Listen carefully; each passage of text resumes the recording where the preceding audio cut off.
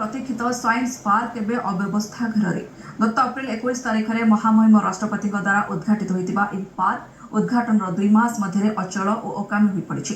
प्राय 27 कोटी टंका व्यय निर्मित यह प्रकल्पर रक्षणाबेक्षण अभाव को नहीं प्रश्न उठी। देखा रिपोर्ट।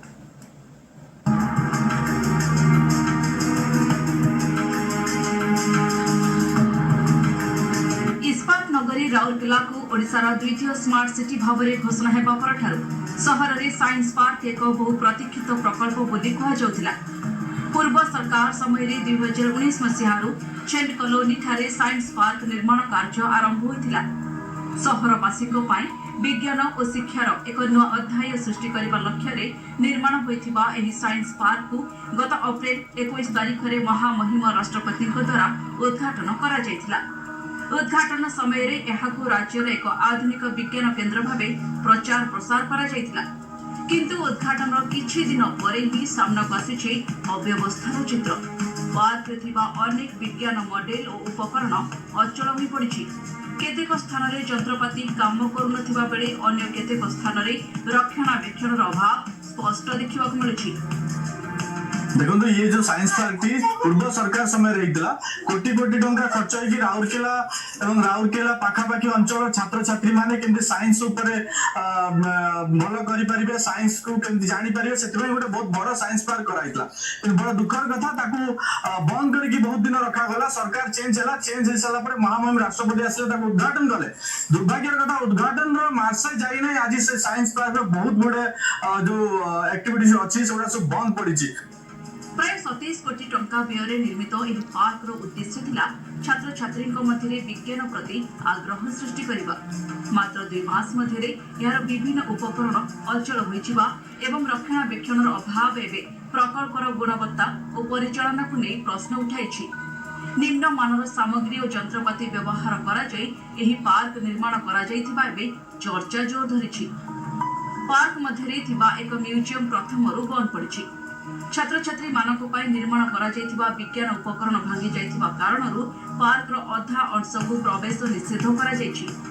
वर्तमान यांत्रिक त्रुटि अस्थायी भाव में प्लानेटोरियम को मध्य बंद कर दिया जाइछि। ए सब भितरे पार्क को बुलिबा को आसुथिबा दर्शक मानक मध्य असंतोष देखिबा मिलुछि। मैं तो बहुत लेकर आई थी कि कुछ बच्चे को देखने के लिए एक्साइटेड थे बच्चे।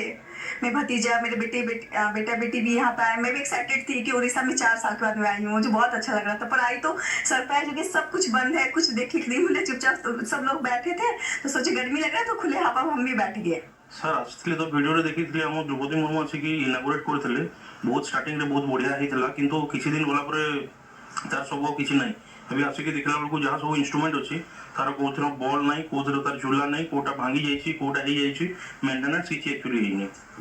सरकारी राजकोषर कोटी कोटी टंका खर्च कर निर्माण होइतिबा एही पार्कटी राउरकेला स्मार्ट सिटी लिमिटेड अधीन रही।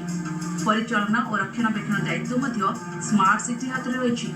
तेबे एही अव्यवस्था बाबद प्रश्न पचारिबारु स्मार्ट सिटी सीईओ तथा राउरकेला एडी मैडम दिनहा दस्तागिरी कैमेरा सामने किछि कहिबाकु मना कर दैथिबा बेले पार्क कर्तृपक्ष मुह खोलु नाहंती। साधारण लोक बुद्धिजीवी महल में दाबी उठी जे तुरंत साइंस पार्क अचल उपकरण गुड़िकर मरामती करा जाऊ एवं एहार नियमित रक्षणाबेक्षण स्थायी व्यवस्था करा जाऊ। नचेत कोटी कोटी टंकार एही प्रकल्प धीरे धीरे नष्ट हो जिबार आशंका रही। सेटा तो एक्चुअली बहुत विलंबर भी आरंभ है।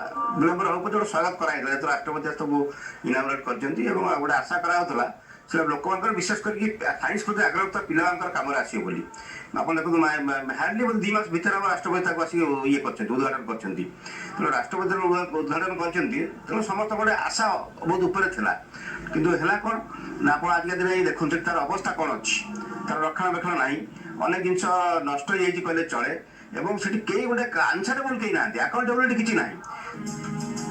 एबे देखिबा को बाकी रहिला प्रशासन केबे एथि प्रति दृष्टि देउछि और साइंस पार्क को पुणी थरे संपूर्ण सचल करि पारुछि। राउरकेला कोटी कोटी टंकार निर्मित एही प्रकल्पर भविष्य कौन हेबो एवं अभियोगर समाधान केबे हेबो एहा ऊपर एबे समस्त नजर। राउरकेला चंदन सामंत सिंघार को रिपोर्ट एमबीसी टीवी।